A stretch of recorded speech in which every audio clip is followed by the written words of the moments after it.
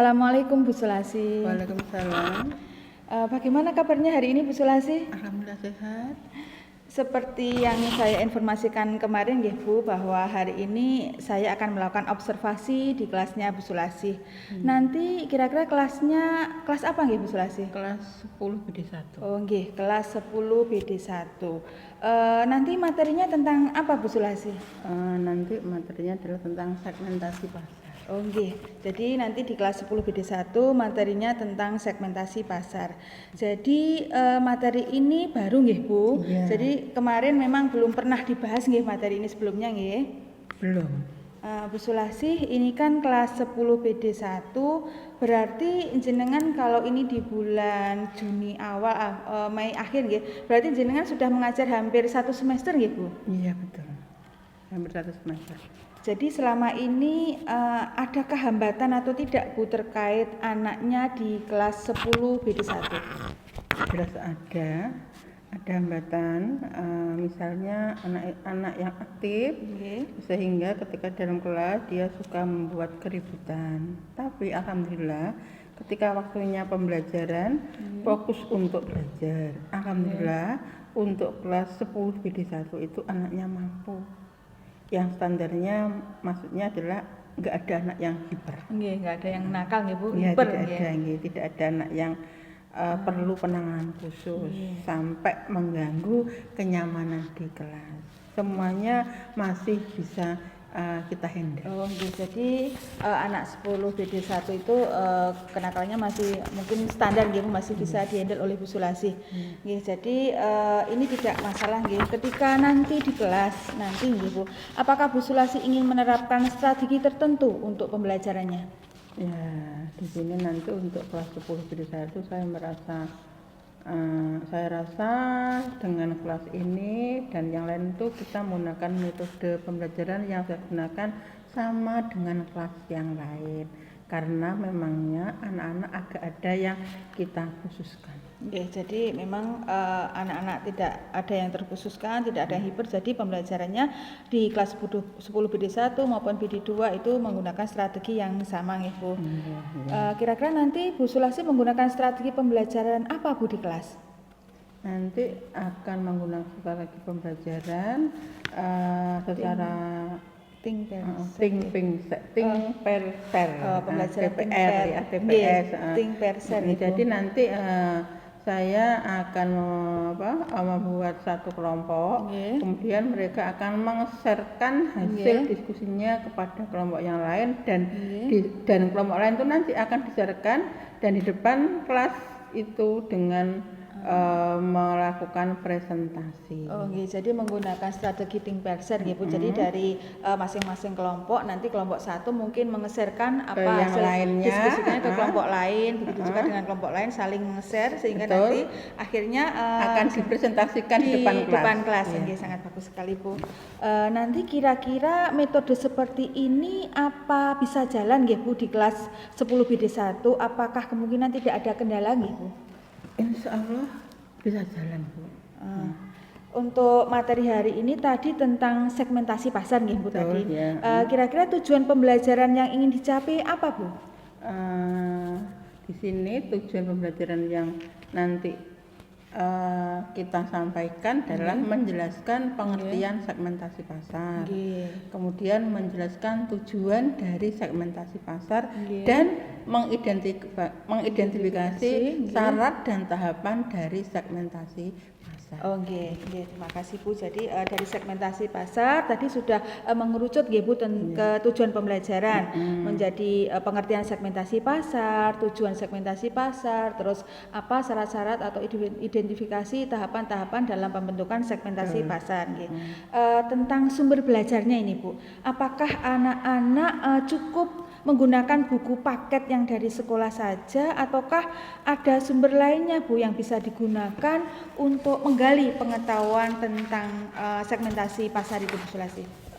Sementara untuk pembelajaran ini kita memang punya sumber belajar dari buku paket, tetapi kita juga menggunakan sumber lain dari internet karena kan sekarang ini dengan menggunakan internet otomatis kan pengembangan ilmu yang dia dapat akhirnya bisa dikembangkan. Oh, nggih.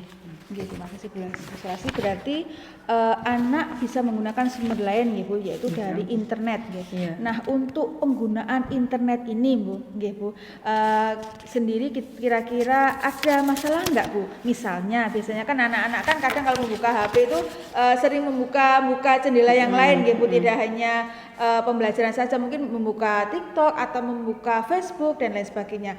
Kalau misalnya hal ini terjadi, untuk mengantisipasi hal tersebut kira-kira bagaimana Bu Sulasi? Ya, memang anak-anak zaman sekarang itu kan diberikan kesempatan kemudian dimanfaatkan untuk yang lainnya. Nah ini untuk mengantisipasi itu, saya bisa untuk melakukan keliling dari kelompok satu ke kelompok yang lain dan melihat anak-anak itu membuka apa. Kalau toh nanti katakanlah menyimpang dari itu nanti jelas akan saya tegur, tetapi insya Allah anak-anak itu sudah bisa terkontrol sehingga anak-anak itu membuka HP sesuai dengan materi yang telah didiskusikan itu. Oke. Jadi sudah diantisipasi seperti itu nggih Bu. Jadi supaya anak itu bisa fokus menggunakan HP hanya sebagai sumber pembelajaran dan bukan sebagai sumber yang lain. Luar biasa sekali Bu Sulasi. Kemudian dari tujuan pembelajaran tadi nggih, dari 3 tujuan pembelajaran tadi, apakah mungkin ada prioritas yang perlu dikembangkan? Mungkin ada di tujuan pembelajarannya ataukah di tahapan-tahapan untuk mengidentifikasi segmentasi pasar. Memang untuk prioritas ini memang kita utamakan pada segmentasi pasar. Jadi segmentasi pasar itu apa? Sehingga nanti benar-benar bisa paham. Oh, nggih Bu Sulasi. Kemudian indikator ketercapaian dari pengembangan segmentasi pasar tadi, misalnya anak itu paham tentang apa itu segmentasi pasar. Jadi indikatornya seperti apa Bu Sulasi? Kalau melihat dari tadi indikator ketercapaiannya.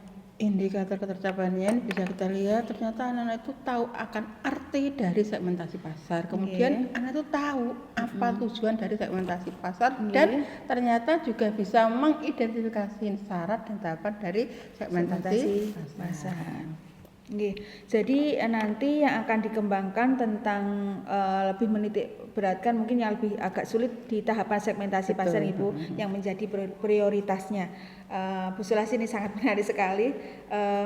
Saya jadi penasaran ingin melihat seperti apa nanti pembelajaran Bu Sulasi di kelas. Nanti kira-kira Bu Sulasi akan mengajar kelas 10 BD1 di jam berapa Bu?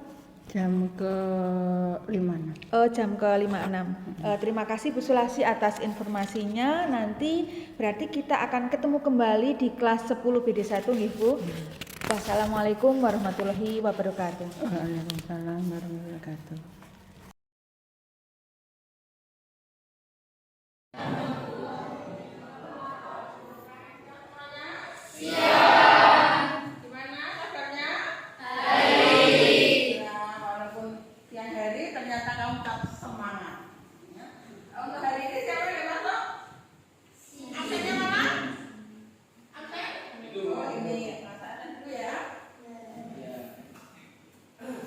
Oh, yang enggak masuk hari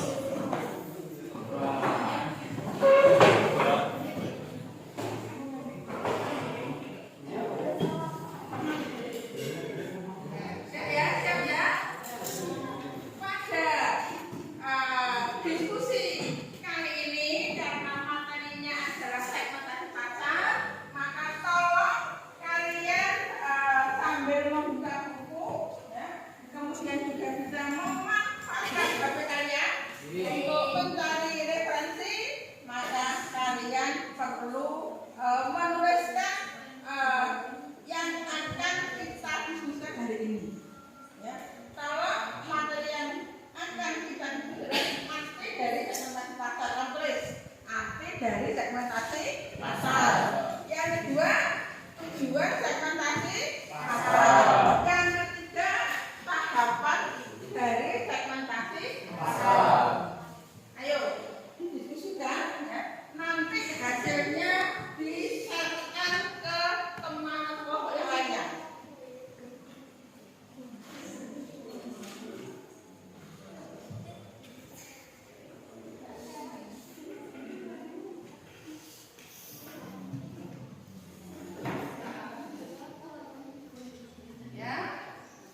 Diskusinya cukup bagus, semuanya bekerja. Ya, tolong didiskusikan dengan timnya, nanti diserahkan dengan kelompok yang lain.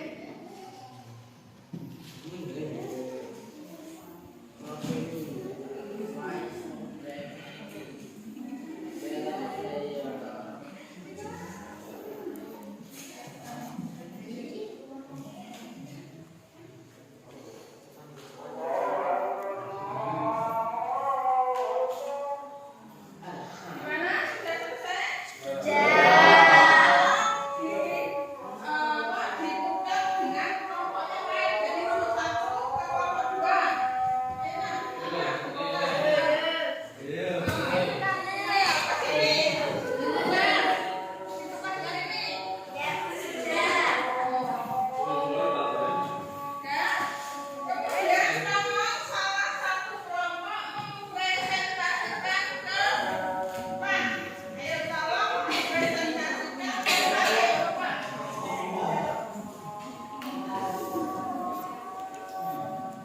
Nah, di kelompok dulu aja, di kelompok dulu. Pengertian segmentasi pasar. Segmentasi pasar adalah proses membagi-bagi pasar keseluruhan suatu produk atau jasa yang tadinya bersifat heterogen ke dalam beberapa segmen, yang dimana setiap masing-masing segmennya cenderung memiliki mungkin dalam segala aspek. Oke, makasih. Bagus. Hasil dari kelompok 2 dengan kelompok 1. Oke, belakang. Yang kelompok 3. Tolong dibacakan hasil dari tujuan.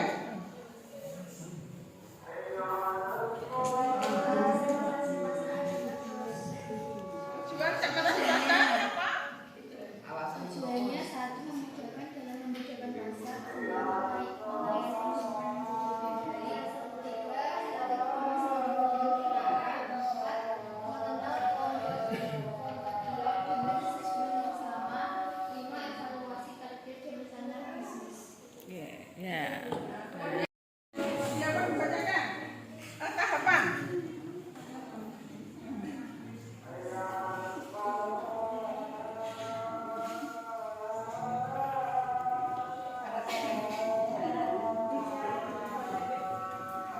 Syarat segmentasi pasar satu dapat diukur, ukuran daya beli dan profil konsumen diukur. Dua,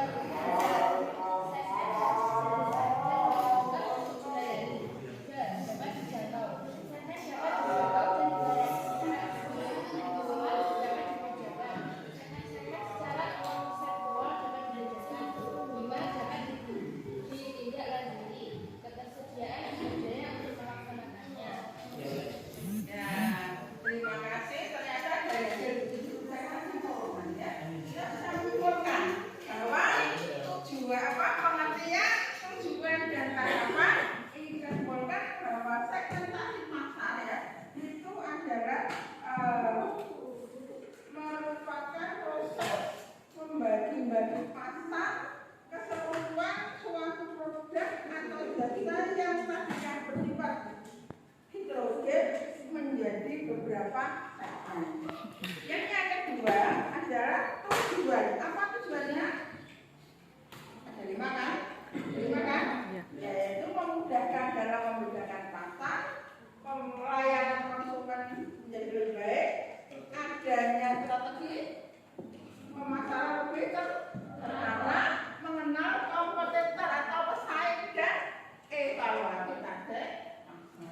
Dan yang terakhir adalah hal yang bisa dihitung, kemudian bisa cukup besar, dapat dijangkau, dapat dibedakan, dan dapat ditindaklanjuti.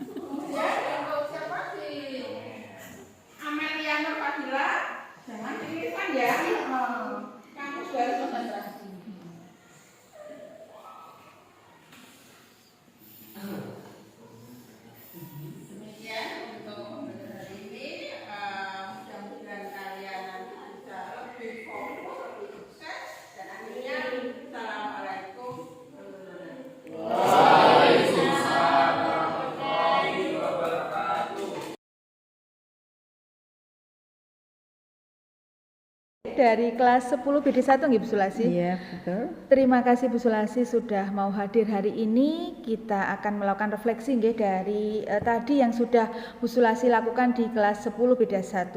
Pembelajarannya nanti seperti apa? Nanti kita refleksi bersama nggih Bu. Mungkin kalau ada sesuatu yang ingin ditambahkan bila kita tambahkan bersama. Tadi gimana Bu Sulasi perasaannya setelah mengajar kelas 10 BD1?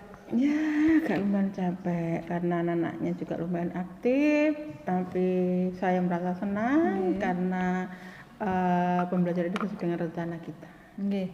Nggih Bu, tadi juga saya melihat anak-anaknya juga semangat sekali untuk belajar. Bu Sulasi juga sudah bisa menghandle kelas nggih Bu tadi. Jadi tadi jenengan sudah berkeliling dari kelompok satu ke kelompok lainnya terus menerus, jadi nggak pernah berhenti. Jadi semua kegiatan anak sudah terkontrol dengan baik. Anak-anaknya tadi saya lihat juga asik loh Bu, semua bisa mengikuti dan termotivasi juga untuk belajar bersama-sama. Jadi tadi Bu Sulasi seperti Ibu ungkapkan kemarin bahwa tujuan pembelajaran segmentasi pasar nanti diharapkan anak-anak mampu untuk mengerti apa itu segmentasi pasar, anak-anak diharapkan mampu untuk mengerti apa itu tujuan dari segmentasi pasar, dan anak-anak diharapkan mampu untuk mengidentifikasi tentang tahapan-tahapan pembentukan dari segmentasi pasar. Nah, dari tujuan kemarin itu Bu, tentunya tadi Bu Sulasi sudah menyeting di kelas ya dengan menggunakan strategi yang bagus. Kira-kira seberapa jauh tingkat keberhasilan dengan pembelajaran tadi Bu Sulasi? Di sini untuk keberhasilannya ini memang kita kasih skor 0 sampai dengan 10. Tapi anak-anak ini sudah berada di rating antara 6 sampai dengan 7.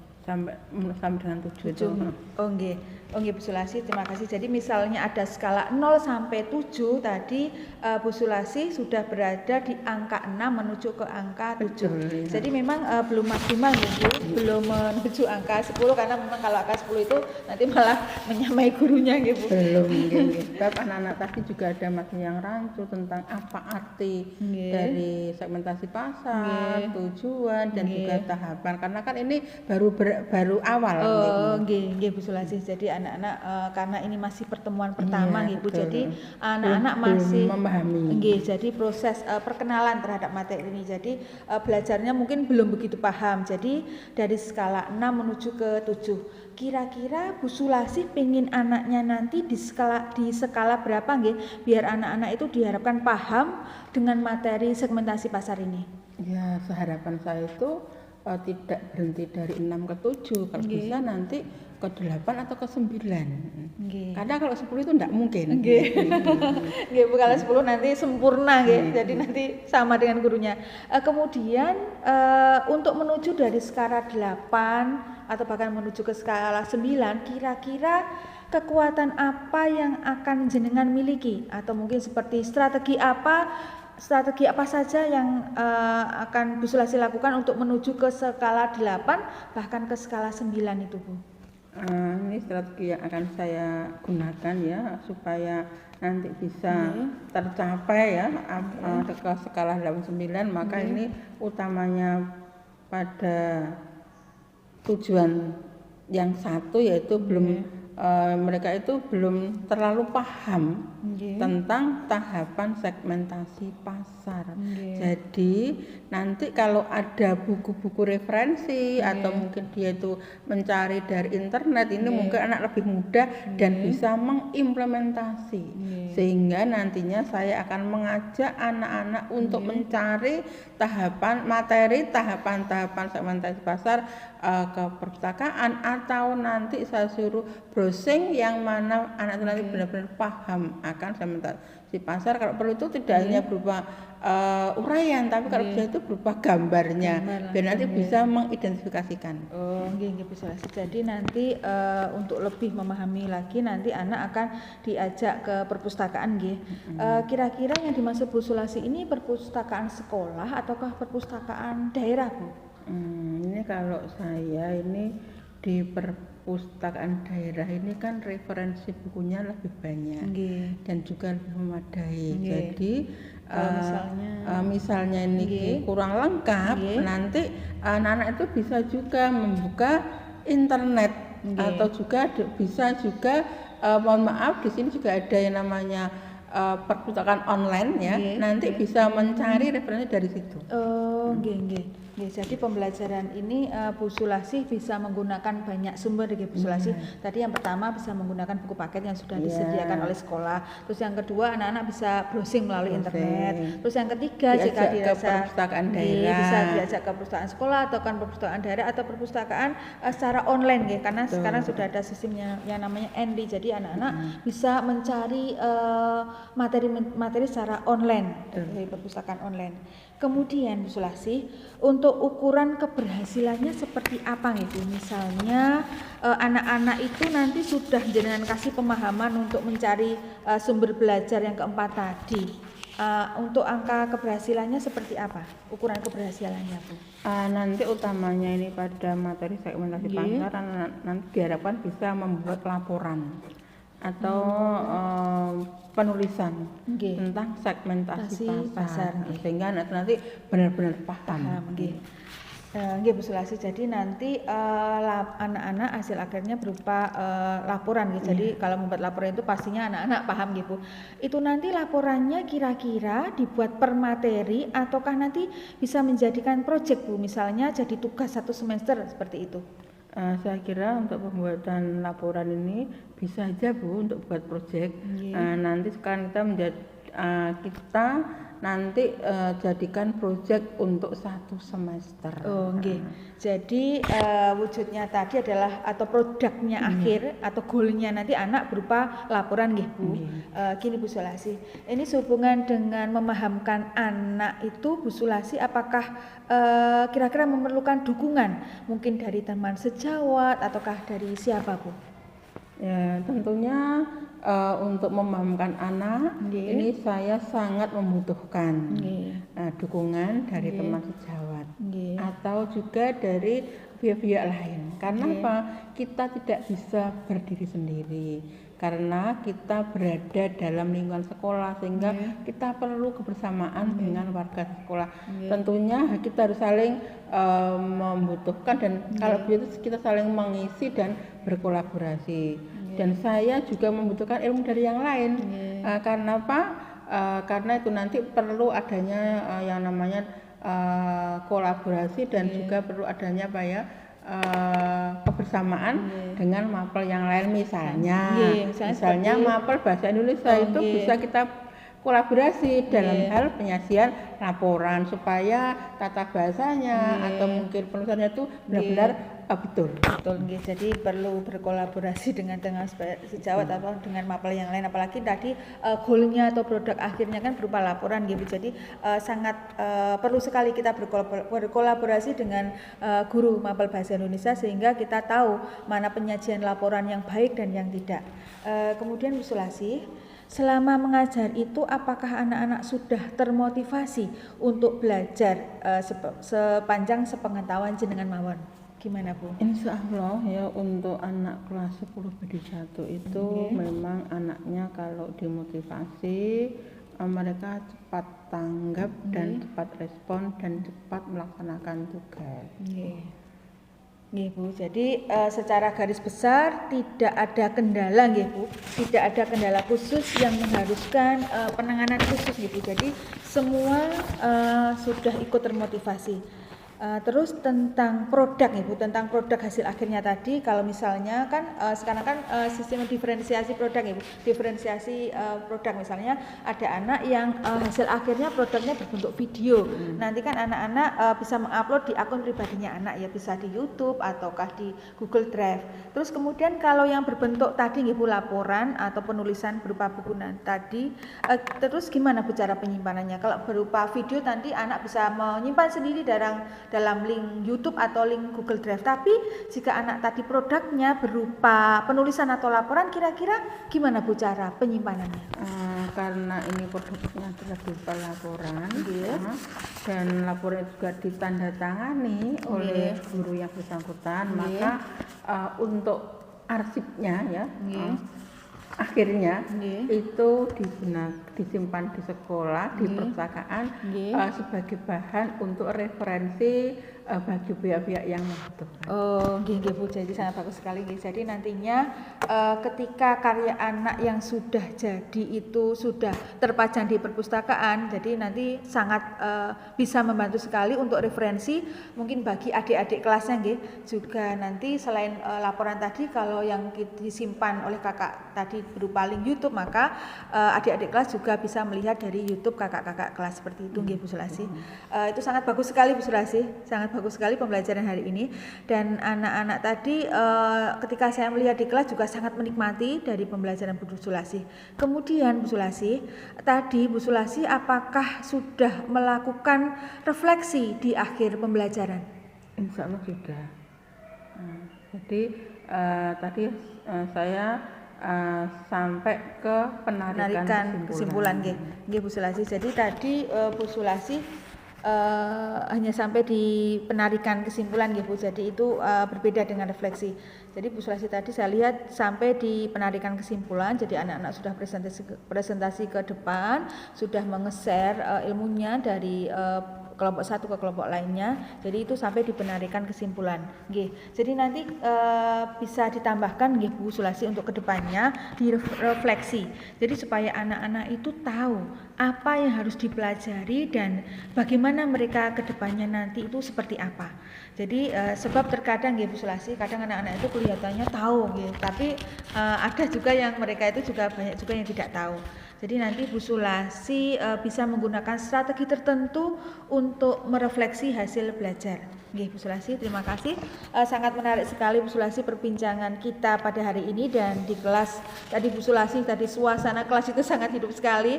Saya juga sangat menikmati sekali, dan juga anak-anak saya lihat juga sangat menikmati pembelajaran bersama hari ini untuk menggali materi sampai selesai ya. Jadi saya juga melihat ketika proses ting per share tadi, ketika perwakilan kelompok satu ke kelompok lainnya, mereka itu sangat termotivasi, sangat semangatnya menjelaskan dari kelompok satu ke kelompok lainnya, kemudian mereka mempresentasikan di depan kelas. Jadi terima kasih Bu Sulasi atas waktunya.